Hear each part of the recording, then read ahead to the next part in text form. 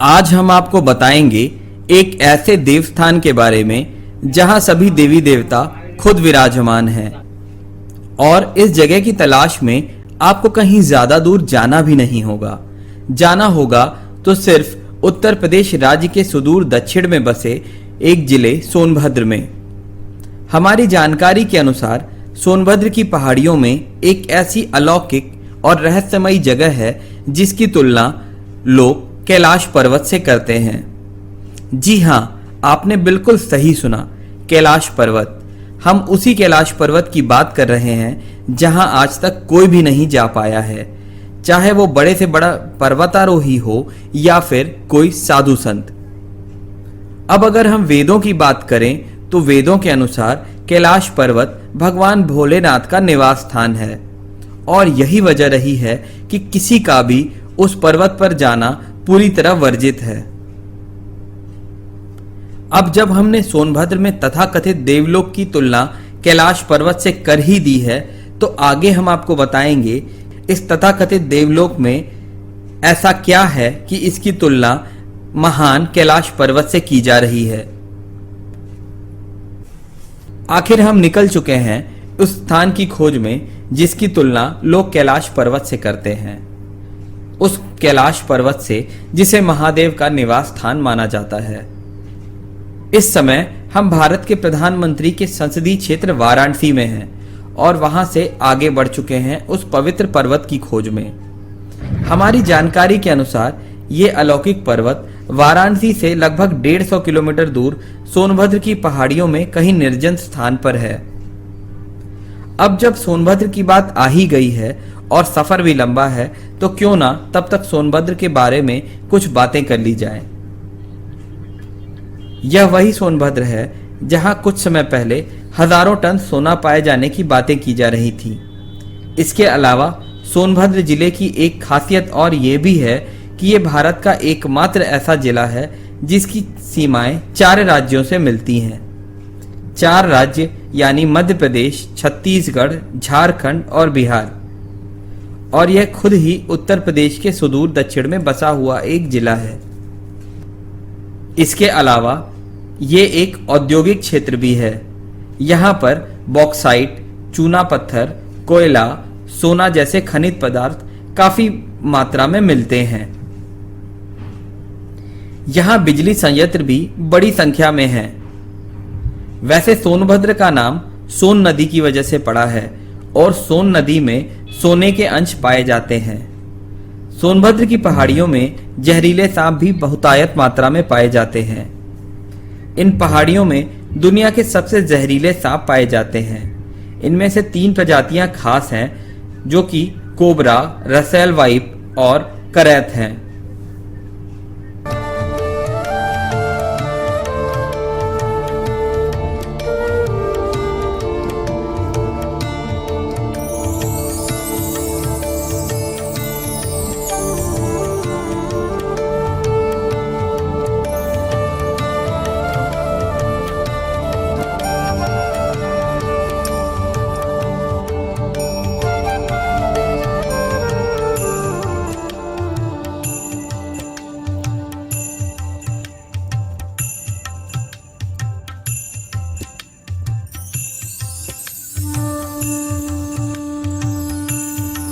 अब हम मुख्य मार्ग से उस तथाकथित देवलोक की तलाश में पहाड़ियों के रास्ते धीरे धीरे आगे बढ़ रहे हैं और इसी के साथ शाम भी ढल रही है और हमें अभी तक ये नहीं पता कि हम अपनी मंजिल तक पहुंच भी पाएंगे या नहीं, क्योंकि हमें ना तो उस पर्वत का पता है और ना ही रास्तों के बारे में जानकारी है। फिर भी उत्सुकता और विश्वास हमें यहाँ इतनी दूर इन पहाड़ियों पर खींच लाया है। आखिर कुछ देर भटकने के बाद कुछ स्थानीय लोगों से पूछते पूछते हम उस स्थान पर पहुंच ही गए जिसके लिए हम इतनी दूर से आए थे। अब हम यहाँ आ गए हैं और देख पा रहे हैं कि यहाँ सिर्फ कुछ स्थानीय लोग ही मौजूद हैं।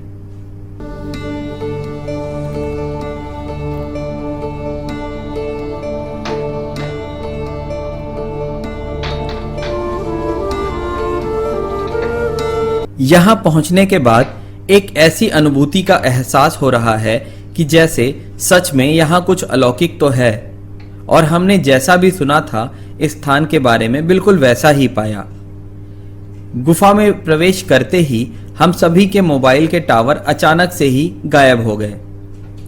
गुफा में पूरी तरह से अंधेरा है और यहाँ सभी प्रतिमाएं हैं जो कि महादेव व उनके परिवार से जुड़ी हुई हैं। और तो और वो सभी यहाँ खुद ही प्रकट हुई हैं। साल दर साल उनका आकार बढ़ता चला जा रहा है। यहाँ शिव पार्वती भी हैं, गणेश भी हैं, नंदी भी हैं और कार्तिकेय भी हैं। और जैसा कि हमने सुना था, यहाँ 2 नाग नागिन भी हर रोज इस गुफा में बाबा भोलेनाथ की आराधना करने आते हैं और फिर इन्हीं पत्थरों के बीच गायब हो जाते हैं और रात को दोबारा फिर से आ जाते हैं। लेकिन अफसोस यह रहा कि हमें यहाँ पहुंचने में काफी देर हो गई और नाग देवता अक्सर सुबह आराधना के लिए यहाँ आते हैं, इसलिए हम लोग उनकी तस्वीरें अपने कैमरों में कैद नहीं कर पाए। लेकिन स्थानीय लोगों का कहना है कि अगर फिर से दिन में यहाँ पहुंचने का प्रयास किया जाए तो हमें नाग देवता के दर्शन भी हो जाएंगे। स्थानीय लोगों की माने तो यह एक मणिधारी नाग है जो हर रोज रात भर इसी गुफा में रहते हैं और किसी बाहरी शख्स का प्रवेश नहीं होने देते। महादेव बाबा के दर्शन करने के बाद ये लोग इसी गुफा के नीचे बने पानी से भरे हुए पाताल लोक में प्रवेश कर जाते हैं।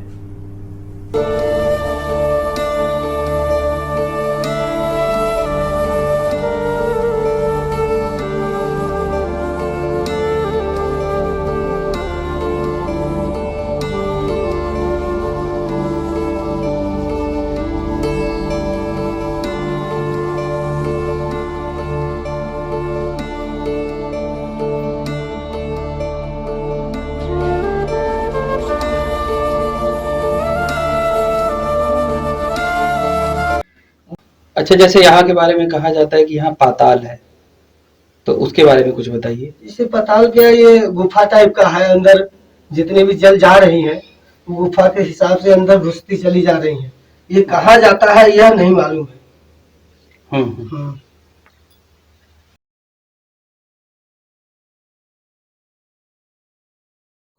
इस आज अगर सवेरे आल होता तो दोनों जनी यहाँ बैठा रहे, लोग अपन वहां से दर्शन कैला चला गईला, उनके तू न छेड़बा वो तुमके न छेड़ी है। नमः शिवाय ओम नमः शिवाय ओम नमः शिवाय ओम नमः शिवाय ओम नमः शिवाय ओम नमः शिवाय ओम नमः।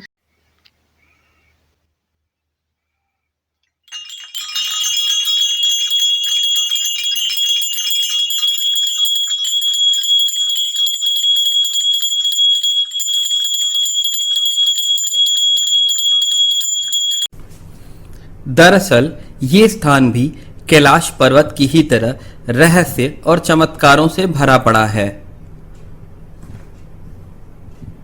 इस तथाकथित देवलोक में कई रहस्यमय गुफाओं के रहस्य भी छुपे हुए हैं। इतना ही नहीं, इस स्थान पर एक पाताल लोक भी है जिसे कुछ लोग नागलोक भी कहते हैं। सबसे पहला चमत्कार तो यहीं से शुरू हो जाता है। जैसे ही आप इस गुफा के अंदर पहला कदम रखते हैं, आपके मोबाइल फोन से सारे टावर नदारद हो जाएंगे। चाहे आपके फोन में किसी भी कंपनी की सर्विस हो या फिर उसका नेटवर्क जितना भी अच्छा हो, इससे कोई फर्क नहीं पड़ता। इन गुफाओं में जाना इतना मुश्किल है कि यहाँ पहुंचना सबके बस की बात भी नहीं है। इसके अलावा अंदर गुफा में इतना अंधेरा होता है कि ये काफी डरावनी लगती है। इन गुफाओं में खुद से बनी ऐसी कई प्रतिमाएं हैं जो हर वर्ष अपना आकार बढ़ाती चली जा रही हैं। आपको बता दें कि यहाँ इस गुफा में एक गणेश प्रतिमा भी बनी हुई है जो कि खुद से बनी हुई है। यहाँ एक पत्थर ऐसा भी है जिसे जब आप हाथ से स्पर्श करेंगे तो आपको एक विशेष वाद्य यंत्र मृदंग की आवाज सुनाई देती है। चाहे आप जितनी भी बार इस पत्थर को बजाएंगे, हर बार उस विशेष वाद्य यंत्र मृदंग की आवाज ही आपको सुनाई देगी।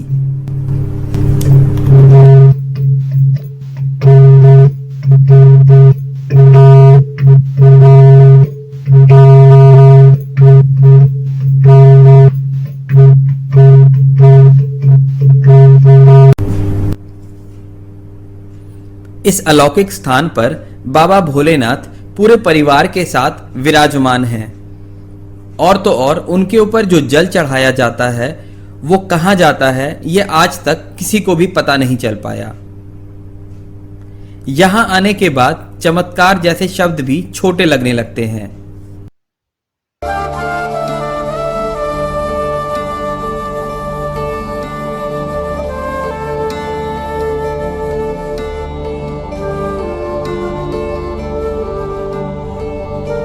आप देख पा रहे होंगे कि आम रूप से जिस जगह नंदी जी का स्थान है ठीक उसी जगह यहाँ पर भी नंदी जी स्वतः प्रतिमा के रूप में इन पहाड़ी गुफाओं में विराजमान हैं। और जैसा कि हम आपको पहले भी बता चुके हैं, यहाँ सभी प्रतिमाएं हर वर्ष अपना आकार बढ़ाती चली जा रही हैं।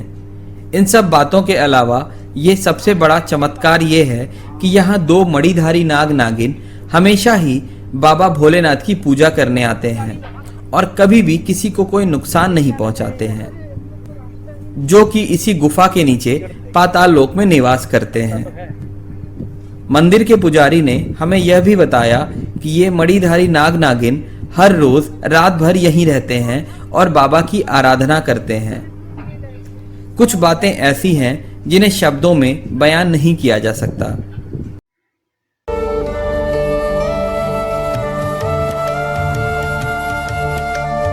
अब जब हम पहाड़ी पर और ऊपर बढ़ते हैं तो और भी कई गुफाएं हैं और वो गुफाएं भी इसी तरह से डरावनी और रहस्यमयी हैं। हमारे साथ एक स्थानीय व्यक्ति सतीश जी हमारे सहयोगी के रूप में हमारे साथ मौजूद रहे।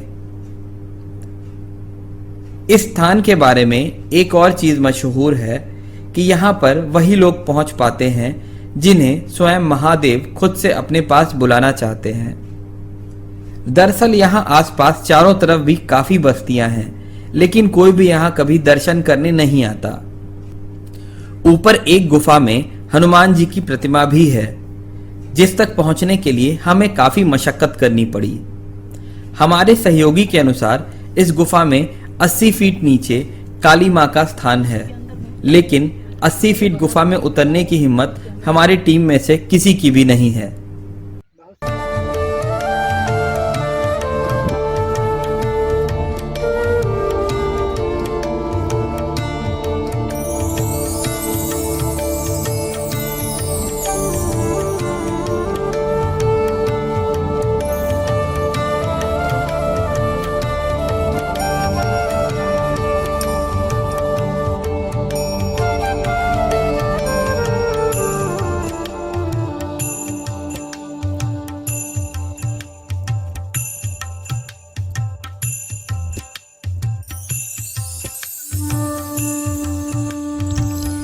ये हैं हमारे सहयोगी जिन्होंने आज हमें यहाँ पे अच्छे से चारों तरफ घुमाया फिराया और यहाँ की खासियतों के बारे में बताया। अब हम इनसे सीधे पूछते हैं कि इनकी ज़बानी पूछते हैं कि यहाँ क्या खास है, इस जगह का क्या क्या खास है। इस जगह का खास ये है, इस जगह का खास ये है कि यहाँ महादेव स्वयं यहाँ विराजमान है, माता पिता यहाँ विराजमान है। सिद्धपीठ शिव पार्वती अमर गुफा के नाम से लोग जानते हैं और बहुत से लोग यहाँ आते हैं। और यहाँ के लोग यहाँ के नहीं आते हैं, यहाँ के लोग नहीं जानते हैं, आप जैसे लोग बाहर के आते हैं यहाँ। अच्छा अच्छा, तो आप यहाँ कितने सालों से रहते हैं? हमारा घर यहाँ बगल में है, हम यहाँ 15 साल से आ रहे हैं। अच्छा, तो मतलब यहाँ पे 15 साल से हम यहाँ आ रहे हैं। हम ये जानते हैं कि हाँ महाकाल भोलेनाथ माता पिता विराजमान है। हाँ नहीं, जैसे आपने हमें बताया कि यहाँ सिर्फ महाकाल ही नहीं, पूरा परिवार पूरे परिवार भी है यहाँ, या कहा जाए कि पूरा देवलोक ही यहीं पे एक तरह से पूरा देवलोक ही इन गुफाओं में बसा हुआ है। इन गुफाओं में पूरा देवलोक ही, विष्णु भगवान, काली माँ, सरस्वती, विष्णु, लक्ष्मी सब विराजमान है यहाँ। आप जाएंगे वैष्णो आप जाएंगे वो सब वो यही है। और आपने हमें दिखाया भी है, एकदम गुफाओं में ले जाके हमें खुद दर्शन भी कराया। एकदम इसके लिए हम आपके आभारी भी हैं। एकदम स्वयं महादेव है यहाँ, जो आएगा यहाँ उसका कष्ट दूर होगा, बस हमारा यही कहना है। जो आएगा यहाँ उसका कष्ट दूर होगा। और सभी महादेव अपने पूरे सपरिवार जो है यहाँ पे खुद से प्रकट हुए हैं। खुद से प्रकट हुए हैं, कोई बनावटी नहीं है यहाँ, कोई बनावटी नहीं है, खुद स्वयं प्रज्वलित है। हाँ, बहुत से लोग आते हैं, बाहर के लोग आते हैं, यहाँ के लोग नहीं जानते हैं, लेकिन फिर भी जानते हैं कम जानते हैं, आते ही नहीं है, हम रियल बता रहे हैं। लेकिन फिर भी अगर देखा जाए तो बाकी जगहों के मुकाबले इस जगह के बारे में अभी बहुत कम लोग ही मुझे लगता है जानते हैं। बहुत कम लोग ही जानते हैं। अब ज्यादातर आप लोग जैसे बाहरी ही आते हैं, जैसे हम लोग भी के हमारे आप जैसे जी जी जी भक्त बिल्कुल हैं, हमारे बिल्कुल। कुछ भक्त हैं, वो लोग आते हैं, भैया लोग मस्त हैं वो लोग। हाँ, आते हैं, एक नंबर का। हाँ, विराजमान है यहाँ महादेव। हाँ, सब कष्ट दूर होगा, जो आएगा उसका कष्ट दूर होगा। चलिए, आपसे बात करके बहुत अच्छा लगा। अपना नाम एक बार फिर से बता दीजिए। सतीश कुमार नाम है हमारा भैया। सतीश कुमार। चलिए, धन्यवाद। अब हम आपको पर्वत के सबसे ऊपर चोटी के स्थान पर लेकर आए हैं। यहाँ से आप इस पूरे क्षेत्र का नज़ारा ले सकते हैं। हमें भी यहाँ आकर काफ़ी अच्छी अनुभूति हो रही है और ऐसा लग रहा है कि ये स्थान हमें खुद भी वापस नहीं जाने देना चाह रहा।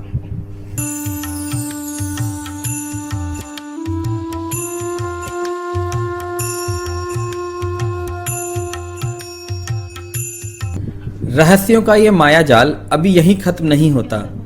अभी इस गुफा के ऊपर और भी गुफाएं हैं। यहाँ तक कि अगर स्थानीय लोगों की माने तो यहाँ इन पहाड़ियों में गुफाओं का एक पूरा जाल है जो कि सभी देवता के निवास स्थान तक जाता है। अब आप लोग शायद समझ पा रहे होंगे कि आखिर क्यों इस स्थान की तुलना देवलोक से की जाती है।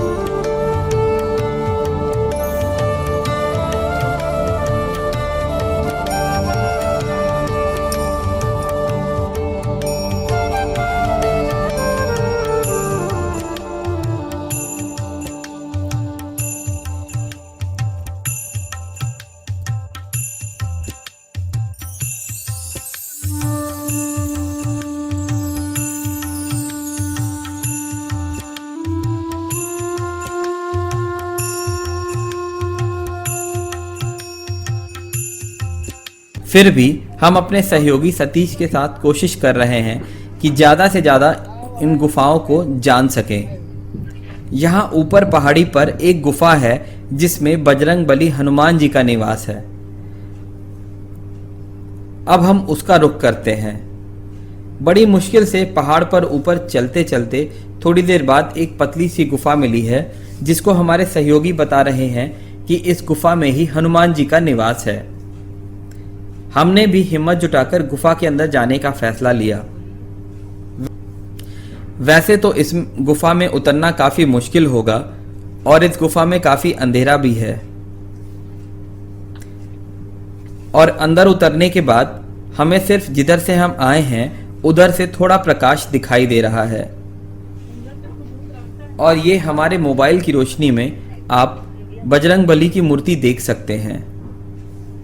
अब हम वापस चलते हैं गुफा से बाहर।